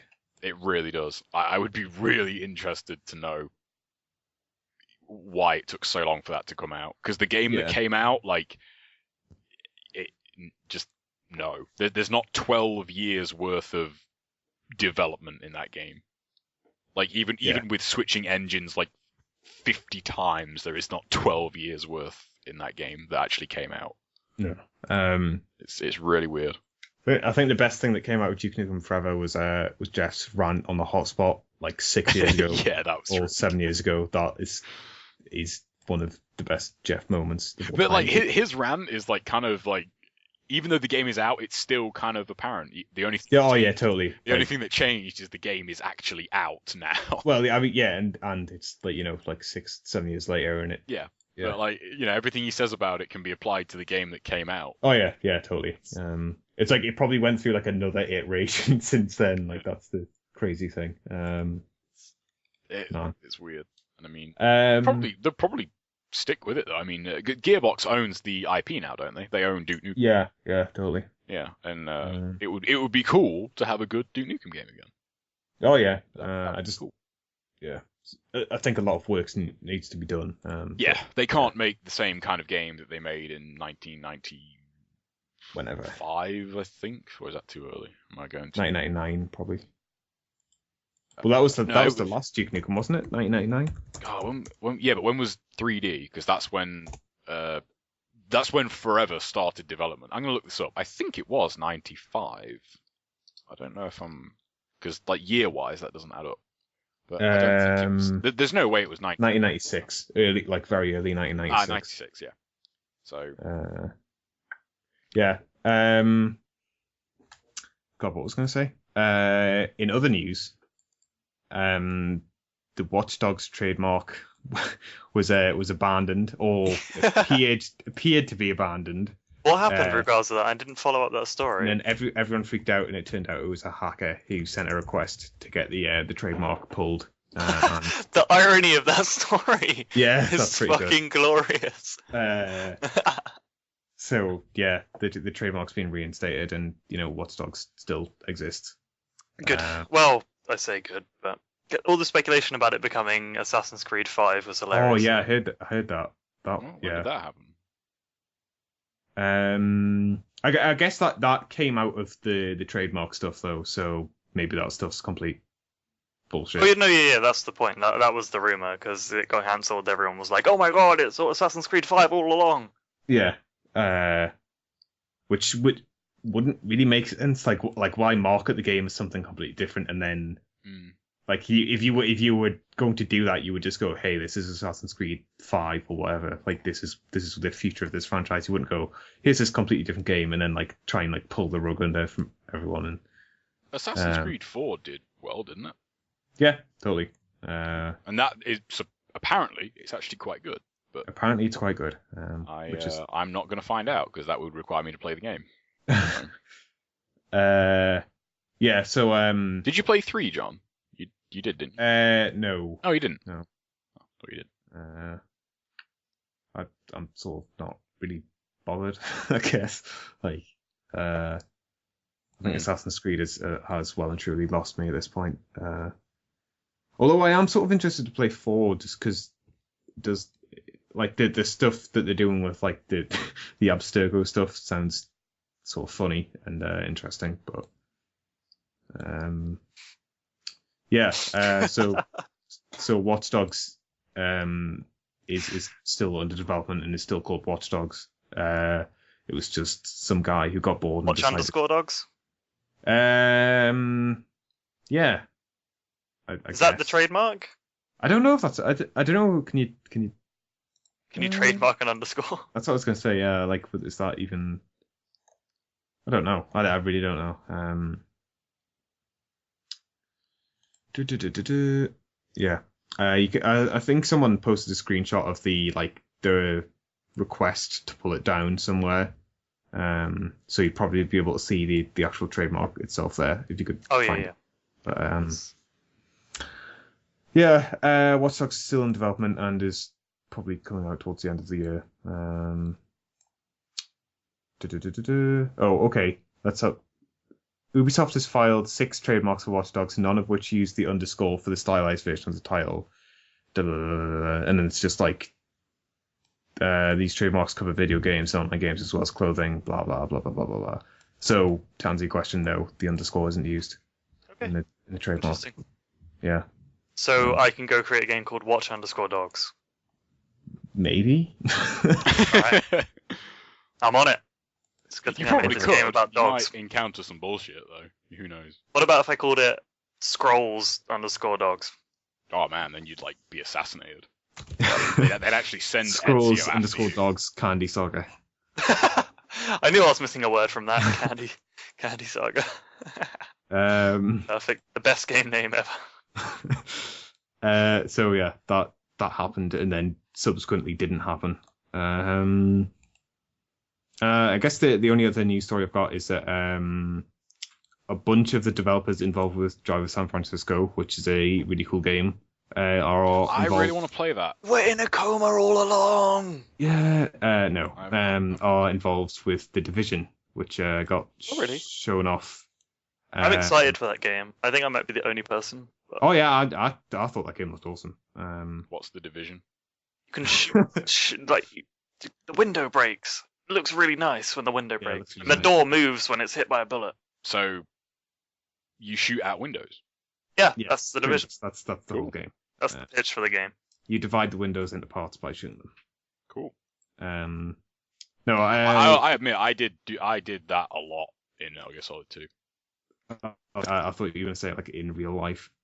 No, not in real life. Went around shooting people's windows, as you do. No, I don't have access to a gun for a start, so Well, you could probably do it. Although I have a paintball gun.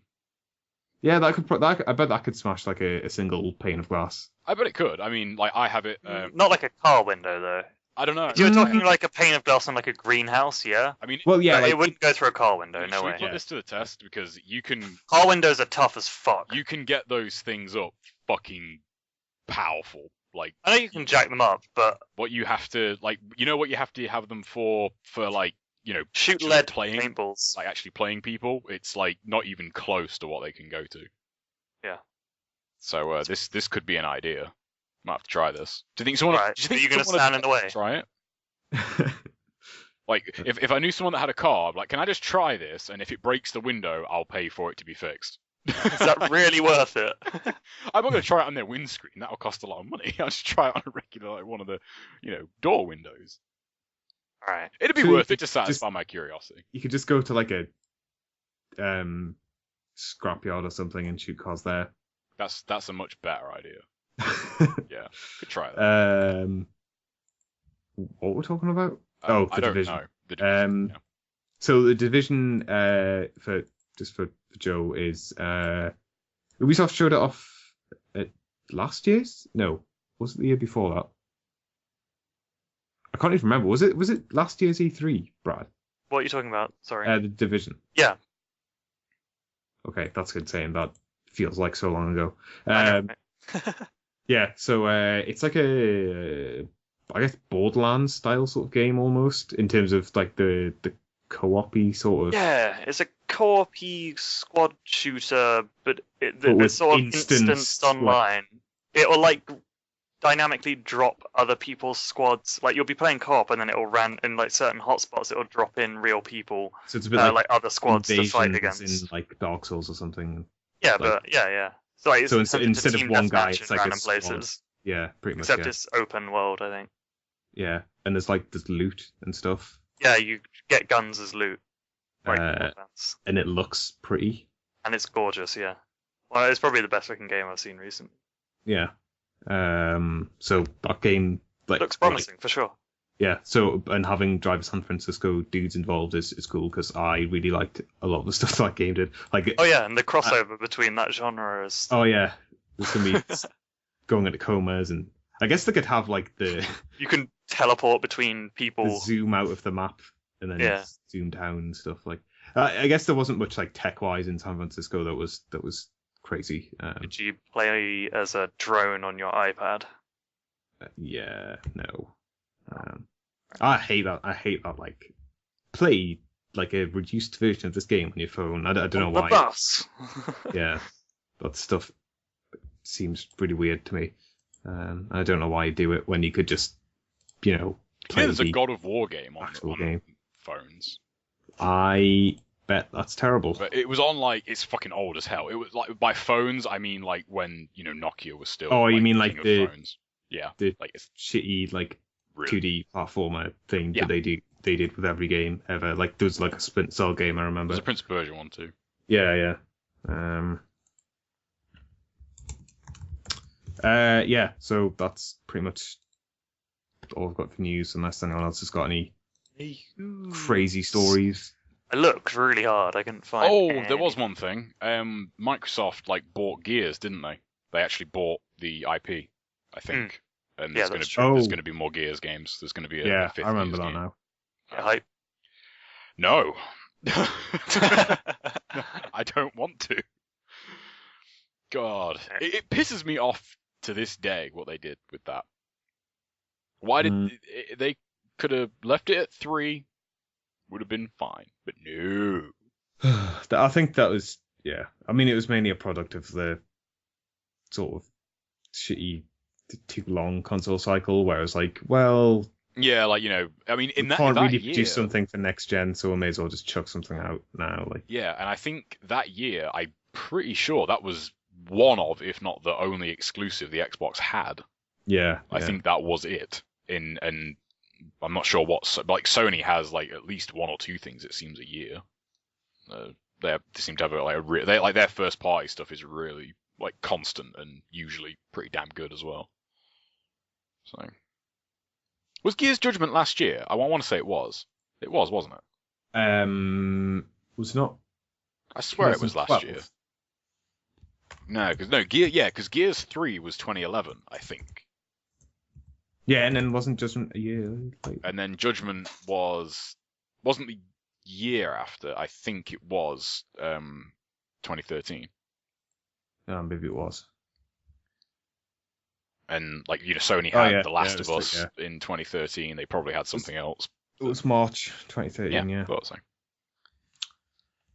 Yeah. That game didn't seem too hot. I haven't played it, to be honest. I mean, I'm sure it's fine. Like, I'm sure it's a fine shooter. Like, I'm sure it does Gears well. But it's it's the legacy kind of argument for me, at least. It's like if they'd have left it at Gears 3, it would have ended so. Yeah, well, it's strong. like the Matrix argument, like. Yeah, but I mean, and like the Gears 3 like wrapped most things up. Like it was the same thing for me with God of War. Like God of War 3 like wrapped things up, and it's like you could have left it at that, and you would have ended on a real strong finish. But no, you had to go and make a shitty fucking, you just had to shit out one more game for the sake of it. Yeah, it's it's just annoying. Yeah, it sucks, but. It's just the way it goes, I guess, with having a long console cycle, was developers just want to poop out another game. Yeah, I guess this isn't really news. It's more I'm an idiot news, but I bought the season pass for The Wolf Among Us like 2 days ago, and it turns out it doesn't work. Oh, well, that sucks. Yeah. So you were robbed. So Telltale are like sending codes around to everyone who's got just to random people, just throwing codes out there. Well, did you buy it? I'm not sure. You might have. I think he might have bought it. Give him a code. He looks like he bought it. He looks a bit sad. So what happened was like when you like buy the pass, obviously you're supposed to get all the episodes for free, or like every episode from episode 2. Like you've got to buy episode 1 to get like the UI thing, I guess, or like the launcher almost. So I went to download episode 2 after having bought the season pass, and it was like, pay like $3.99. I was like, that doesn't seem like I should have to do that. That doesn't seem like a thing that should happen. And it turns out it doesn't work. So great. But I mean, I am getting the episode. I need to actually turn on my Xbox and see if I've got a message yet. But that sucks because I really like The Wolf Among Us, and I want to be playing it. So I wouldn't say don't buy the season pass if you've already got episode 1 on Xbox, like, and you're gonna want to play like the other episodes, then you just got to accept that it's going to be like a bit of a shitty like workaround way of getting the second episode. And that game's meant to be coming to Vita, but I couldn't find it at all. Like there hasn't been any news about it either. It's like it was supposed to come like in December last year, and it just isn't anywhere on the PlayStation Store, which sucks because I was like considering like I'll just play it on Vita then, which would have probably been a dumb idea to like buy it again, but I'm a pretty stupid dude. So you are. Owning multiple versions of games is awesome. Yeah, I'm just gonna put that out there. That's not usually a thing I do. Says the guy who owns what is it? Oh, I forgot the name of it now. Dead Space? No. Geometry Wars? Geometry Wars on like 7 platforms. Well, no, because that's impossible. It's only on 360. You wish it was possible, though. No, you own it on 3 platforms. That's a lie. No, 360 and PC. That's the only platform. Oh, you put it on Wii? Oh, yeah, there's a Wii version, but that's not very good. That doesn't count. Yeah, but you bought it. Yeah, but... Technically, that is a completely different game. Like, that's not Geometry Wars that's on 360. Wasn't it on the DS as well? Yeah. Did you buy the DS version? Yes, I did. And that's shit. Well then. Yeah, but that is still 4 versions. No, it's not. It's 2 versions of the same That's twice game. as many as you admitted to. It's so you have a problem, Joey. You have a problem. It's not. It's 2 versions of 2 different games. It's okay. You can admit it. You've got a Well, problem. I own the 360, PS3, and PC version of Dead Space. I own Dead Space 2. Sorry. I also own the PS3, 360 versions and PC versions of Devil May Cry 4. I've got the 360 and PC version of Resident Evil 5. I now have, this kind of counts, I guess, but like Ninja Gaiden Black, Ninja Gaiden Sigma, and Ninja Gaiden Sigma on the Vita. So yeah, there's nothing wrong with owning multiple versions of games. Did you see they're releasing a new version of Resident Evil 4 on the PC? Yeah, they did. I totally pre-ordered that shit. I can't fucking wait for that. Because that's on what? PS2. That's Wii. on PS2, GameCube, PC, 360, PS3, Wii. Yeah. Probably end up on the Vita. In which case I'd totally buy it again. Yeah. I'll say this: Resident Evil 4 is the game that it's like the average any old fucking person can own 50 versions of that game and it's fine because that game is fucking amazing. But yeah. Speaking of re-released versions of shit, did you guys know there's a Fable Anniversary version out? Yes, I just saw that quick look. I had no idea that was out, but apparently I was watching that quick look. I played all the way through Fable, and I was just like, I don't remember any of this. Like, I played the shit out of Fable. The spot where I played Fable has been wiped from my memory. That's one of, if not my favorite RPG ever. I fucking love Fable. Yeah, the first one. I think the first one is the best, without a doubt. Yeah, I remember liking that game. I cannot remember like the actual content of it at all. I remember like the demon doors, and that's about it. Demon doors are cool. Like for me, like it was just the right amount of RPG for me. You know? Yeah. Like it was just the right amount of the RPG. Yeah, you're not like a heavy RPG. I'm not like a super deep RPG guy. And like, you know, Fable was just the right amount of that with just the right amount of like exploration, and like I really love the world in it. Like I think the world is like just really relaxing to just explore and just, you know, walk around and talk to people and stuff. I fucking love that game, and also helps that the story and everything's actually quite cool. So, but yeah, Fable 2 not so much. Fable 2 was just, hey, here's a dog in a shitty game. Like, thanks. So yeah, that's it for news. Joe owns too many copies of the same game. I own too many copies of the same game. This is true. I've also got both versions of Dead Rising 2. But again, technically, that's two different games. How's it two different games? Because Dead Rising 2 and Dead Rising 2 Off the Record. Oh, I thought you meant... Capcom would like you to believe that they are different games, but they are not. Yeah. Man, that was a weird release. It fucking is. It was in the same year as well. I swear, I think it was in the same year. I want to say it was. Capcom went insane for like, there was like good like 12, 18 month period where they were just like, let's just release the same game and put a different word at the end of it. Like, they did the same with Marvel vs. Capcom 3. Yeah. And I think that was the version where they completely, like, if you bought that game, like, if you bought, like, you know, vanilla Marvel vs. Capcom 3, I think you got completely fucked.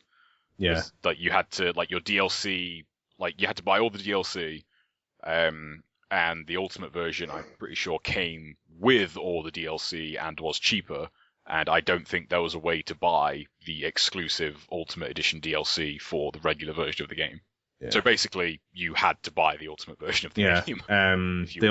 There are 4 versions of Street Fighter 4. There's another one coming out, isn't there? So there's going to be 5. Yeah, well, that would be that. I think that is the 4th? 4th version. I think it is.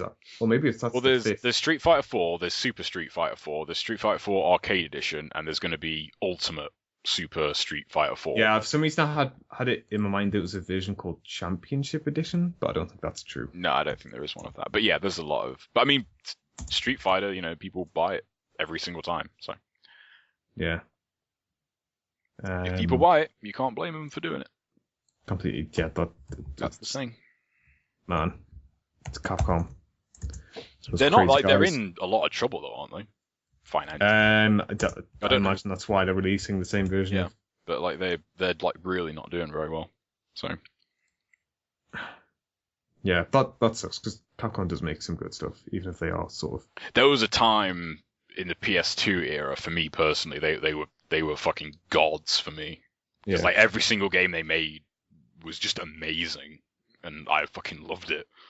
And then like they went into this generation, like started strong, and then were like, okay, guys, used to really like you. What are you doing? What are you doing to me? Like, make me like you again, and they didn't. So. Yeah. Okay.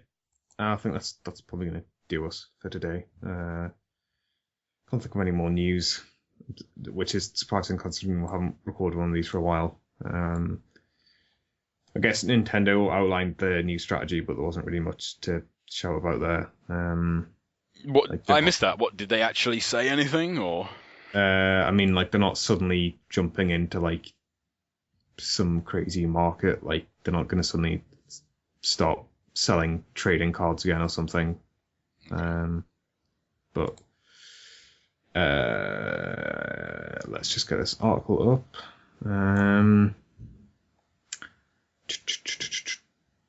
Yeah, they're not going to do a big price cut on the Wii U.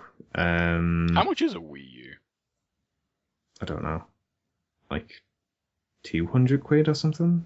Probably a bit more than that actually. Yeah, I think like 250, aren't they, for like the premium, whatever. Nintendo Network ID is coming to phones and tablets, but not full-fledged games. So they're not going to suddenly start releasing Pokemon on the iPhone or whatever, which is what a lot of people were hoping would happen. Even though they probably could and should do that. I mean, yeah. And like the Virtual Console is going to have DS games, but like, is that really that? I mean, like like considering like the scale of the loss that they made and like how out of touch it seems they are, like you Doesn't think seem like they're doing like, enough. Yeah. Their stocks tanked even further after they announced that. Yeah, it's not really that much. Like you can go on about like them being like out of touch and weird, but they're like a massive company. It's not like they're some just like run by one person. Like there must be intelligent young people at that company at board level, or at least close to board level, who are like must be able to see that they're not going in the right direction. It's there probably is, but what at this point, like, what do they do? I mean, get out of the hardware business. Well, I mean the like the console business, like they can do handheld stuff. Like they've proven that like they can still do handheld. Yeah, I mean they own the handheld thing. I mean like the 3DS and Vita, like sales wise, are not even comparable. Yeah, like, I mean like the Vita's a fantastic console, but it just doesn't compete on the sales. But I mean it's a completely different audience. Like totally. I mean there are some things on the DS that interest me, but like the Vita is just like it's just more up my street. Like the stuff that you can do with a Vita and the games that you can play on a Vita are just far more my thing. Yeah. So. But like that's the thing is like they've got games that like I just on a console that I just don't want to buy. Like I would buy those games if like they came to, whatever, like the PC or something. Like it just seems insane that like they continue to plug away with a console that just isn't working sales wise. And then it worked for them with the Wii. Maybe they thought the Wii U was. But I mean, they were just going to strike lightning twice. Simply, the Wii was like an instant success. Like, like they must be able to see now that the Wii U was never going to meet anywhere close to like the sales or the revenue that came from the original Wii. It may end up being like the Dreamcast equivalent of like this gen. Yeah, just I mean, for me, obviously, I'm no businessman, but cut your losses. Put stuff out where people can get a hold of it without having to buy a sort of crazy console with a equally crazy peripheral, and like maybe they're looking at the long term and they don't want to completely fuck themselves by shutting down production for a console, and then suddenly someone comes along, I've got a great idea for a new console. Oh no, now we don't have the production facilities to actually make it. But I mean. Like, I don't think they'll do that. How long a console, like home console, is going to be relevant for? Like, I mean, we'll see how this generation pans out. You think? I think this generation's doing well, though, isn't it? PS4 and Xbox One are doing well. Yeah. And they're only going to get. I mean, I think it all depends on like how long this generation lasts. Because like last gen, for the most part, like I mean, who knows whether like what intentions were at the time, but like, you know, people, it's fairly agreed upon that like they didn't think it were going to last this long. Like, you know, the 360 and PS3 were just viable for so long in comparison to I mean, it was generation. extended by the recession. Like, yeah, but still, like, it was what 360 was 2006. Yeah. Or late 2005. Late 2005. So I mean, call it 2006, and you know, the new consoles came out at the end of last year. Yeah. So that's 7 years. That's a 7-year cycle. If the PS4 and Xbox One are 7 years, which they very well could be, then that's going to be what, 2021 until we see new consoles.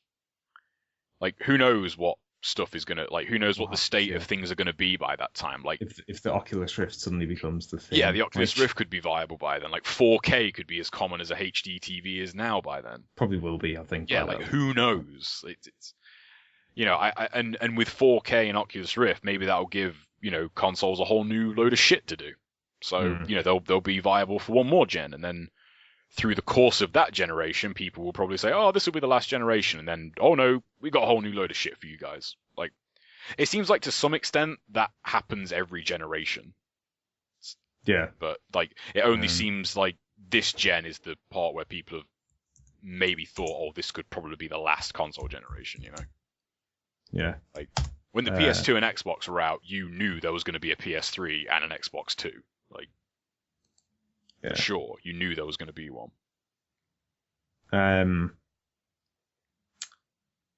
Yeah, I think the thing that gets brought up a lot when people say, like, why don't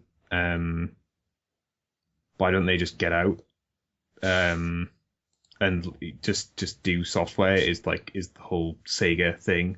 Like, people go, oh well, it worked for Sega, didn't it? Like you know, sort of a joke, but like Sega aren't doing that badly considering. I mean, they're still around. They're still around. They're still the kicking. Like, Nintendo's still going to be around, like if they persist with. Yeah. And Nintendo, I mean, like no accounting for taste, but like popularity wise, like they have stronger IP to work with. Yeah, and like Sega are making profits, like you know, like it's not like Sega like are on the edge of just completely falling apart. Like they're still around, and still making money. They adjusted, for lack of a better word. I mean, yeah. Did either of you ever own a Dreamcast? No. Me neither. I've been it's one of those things that I look for every now and then on eBay, I want to try and find one, like, you know, in good condition, that's because I do actually want to try one out. I've never played one. It's one of the few consoles I've never actually played. Yeah. I don't know what I'd play on it though. Yeah. Probably like Resident Evil and Soul Calibur. I don't know. Yeah, I don't even know what came out for the Dreamcast, really. There's a DOA on it. I don't know. Yeah, like I think last year Sega actually bought the people who own Atlas. That's the Demon Souls guys, isn't it? No, Atlas. well, they published. Demon Souls published, right? In Europe, but they make like Persona. Right, okay. And like obviously the other Shin Megami Tensei stuff.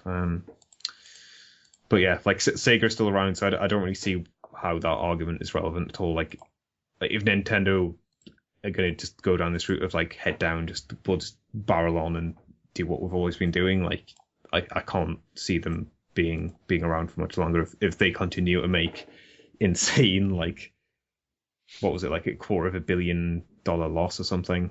Like, that is not like you cannot sustain that for like more than like a couple of years at most. I think, what would they do? Like, I mean, if they did do, you know, like if they basically became, you know, a game developer, like, only, for lack of a better word, like the combined like market of Sony and Microsoft would surely be worth it. Like, well, yeah, and the reduced cost of not having to produce a console. Yeah, like, you know, but you know, they would have two console markets instead exactly. of one. You know, like I mean, well, 3 if you count a PC. I mean, Yeah, if they put stuff on PC as well, I don't know. It's and like they're they're like they are obviously smart. They could probably do like something where they could have it on like Vita, like a Vita version, a DS, like a 3DS version, like all this shit. Like surely they'd be fine if they did that. Like thinking about it money wise. I don't know. Like it's yeah. I don't want to make speculations and like, oh, this is what Nintendo should do because obviously, there are obviously very qualified people at that company, but there must be some reason why that is not just the like obvious option. There must be some thing that's just holding them back from pulling the trigger on that because the Wii U like. It just does not seem. I think like was Bayonetta 2 is maybe dead, right? As far as I remember, that could be cancelled. Like that could be just killed off.